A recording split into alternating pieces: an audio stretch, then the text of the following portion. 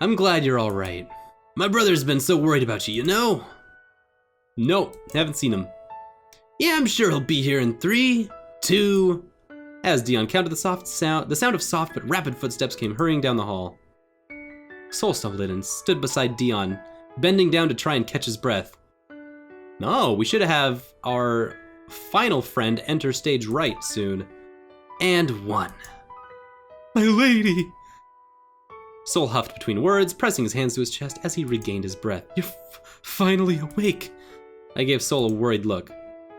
Dude. Duderino. I should be the one asking you that, my lady. My Duderino. I came as soon as I found you were awake. Phrasing! Dion leaned one arm against the wall and whistled a low sound. You seem more worried than usual, Sol. How suspicious. Sol blushed at the smirk Dion wore with pride. I'm just happy that half of everyone's emotions in this game is blushing. Stop that, brother! As usual, it's really fun watching my little brother get flustered. Oh, you too. Don't make me ship you. Little brother. Took me a moment to remember that Dion's the oldest son. Didn't help that Dion was a few inches shorter, and Sol behaved with a greater air of maturity. When they stood together, it was easy to forget who was the eldest. I just want, like, Papa Bear to, like, roll in here, but, like, not actually fit on the screen, like, have half his head be cut off at the top. Hey guys, I'm here too. So noisy. Can't you keep your voice down, Dion? It's so early in the morning. Hey! He's taller. I was right. A third male came in from the hall. This could be anybody! Who's this guy? As he walked in, his dark skin and piercing silver eyes were revealed, which seemed even more dangerous when combined with the annoyed look on his face. Right. See who the butler is. I see what y'all are doing here. Hey, Royal. The royal music. Dang it, like, the Oompa royal music comes in. What's your problem, old man? It's not like anyone can hear me anyway. There are plenty of animals who would disagree. Dion smirked at Royal and swung his hand in a dismissive wave. And since when did you become so friendly with animals? Since realizing they're higher beings than you, and that they deserve respect. Royal certainly didn't fit the butler role when he spoke to Dion, a Deloc's son, in such a manner. I guess 7 years as teddy bears changed their relationship. Well, maybe they were always close enough to argue this way. So you're like the king of the forest now, Papa Bear. Flinched at that nickname. Forgotten about it after my sleeping spell. Royal shot me a glare and I immediately faced the floor. My bad, Papa Bear.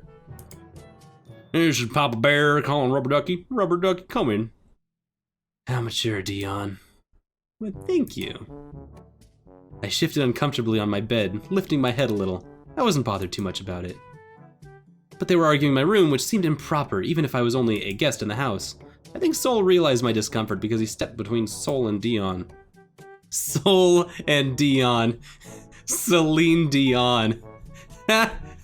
Gotta get my kicks. He looked displeased. He looked displeased, though it didn't diminish the gentleness of his features. Gentlemen, Aura is a lady and our guest. Please show some restraint and some respect. Saw Royal wince, but he didn't show much remorse. I have no time for idiots like him. Chastened, Royal shot Dion. Royal shot Dino a glare and left. I thought he looked a little sulky at being told off, but it might have been my imagination. Royal's still a grumpy old bear. Knowledge was a little relieving. I was getting used to his growly personality, and I would have missed the grumpy Royal. There you are. This should be, the miss? Sup? Nice dress. Following that sudden voice, a lady with long hair and startling red eyes came in from the hall. There's a demonic aura around her. Not weakened by the deadly glare, she aimed at Dion's head. Headshot. Miss Maria, fancy meeting you here. I gaped at the doorway. That's Miss Maria? I always imagined her to be a school teacher, or someone similar to my previous landlady. Not too old, but showing plenty of age as someone tasked to take care of the Deluxe children. Miss Bria, however, looked to be only in her mid to late 20s. You know, give or take. Slacking off from work again, eh, Dion? I was just... Miss Marie didn't give Dion the chance to finish, taking hold of his ear and then proceeding to drag him towards the door. Couldn't help wincing. Just got him. Got him by the ear. Careful, careful with the ears! Stopping before she left the room, Miss Maria looked over at me, as if discovering I was there. Her arm lowered a little, pulling Dean down with it. Got him. His teary eyes made my heart thump in sympathy, even if he did to himself by avoiding his chores. So you're finally awake. Yeah, that's me, I'm awake now. You have any idea how this happened? I was enjoying being a cat. I slowly shook my head. Her terse manner of speaking hadn't changed, leaving me nervous but a little relieved. I felt I should apologize, but she sighed and continued speaking before I could. I'm sorry I broke everyone's curse. My bad. Thought so. Answers will no doubt come at the right time. I trust they shall as well. Sol offered me a gentle smile and excused himself from the room. He was always hiding in that corner of the room. Decided to materialize before voicing his opinion and then leaving. Men. Miss Maria, can you let go now? Never. Miss Maria turned her stern eyes from me and resumed glaring at Dion. Nope, coming with me. Resuming her retreat, Miss Maria dragged Dion from the floor, dragged her down from the room by his ear. I heard him whimpering and begging for mercy all the way down the hall. I squeezed my locket, confused and anxious over what just occurred in my room. It scared me a little that things seemed more normal when everyone was a plush toy. I was just getting used to my life as being surrounded by animated plush toys. Weird. Uh-oh. Now what's happening? Oh, that barrier's still not gone, is it? A few days pass. Walked the garden, sun comes up from the clouds, showered the mansion with warmth. Welcome change to the gray skies I've seen waking up. My hopes for answers were still unfulfilled. Still missing those hopes and dreams, eh? I still didn't know why Gold was the only one who remained a doll. I was still caught up in a curse I never expected, so I needed some fresh air and sunshine.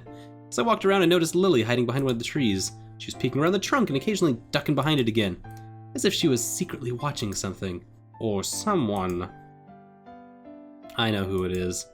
I should, ignore her. However, Lily's affairs were none of my business, and I had my own thoughts that needed attention. Turning my head away, I continued on my walk. Bye, everybody. I can't understand why everyone else changed back, but Gold didn't. Not that I'd know why everyone changed back, but I did either. I'd been stuck in this loop since that day. Loop. That loop. They keep saying loop. Honestly, for such a simple story, they have a lot of really clear themes that are really well presented in this book. Even the fresh air wasn't helping to clear my head. Discouraged, I decided to switch topics and wonder what I should make for dinner. Wonder if Lily knows what Sol's favorite meal is. After all, Sol offered to make me a dress, and I hadn't thought of a good way to thank him for it. A meal wasn't much, but it's a nice start. With that task in mind, I crept back over to where Lily was hiding, not wishing to scare her and ruin her stakeout.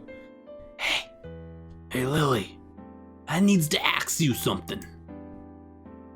She's gonna hear you. Giving me a warning look over the shoulder, Lily hid herself more behind the tree and continued watching the garden. Curious, I decided to join her. What you doing over here, Lily? Aw. Surrounded by a beautiful field of roses was the prince of this castle. With his gentleman's smile wavering, Sol was picking out roses and seemed to lay them on the ground after teasing the petals with the tops of his fingers. He's just jerking flowers! He's sitting in a garden just dorking around with flowers. Is he gonna do something with them? Is he gonna make a bouquet? Is he gonna, like, you know, clip them and let new ones grow? Nope, he's just teasing rose petals. He's just feeling them with his little fingers. Let's not read too much into that. Oh, Lily is. Oh! Oh my! Oh my! I am so jealous of those roses. I do declare. If you like him so much, why don't you just go ahead and tell him? That rose is a metaphor. A very clear metaphor. I told you it's impossible. He's the heir of the Deluxe, and I'm just a mere maid. I don't have a chance. Looking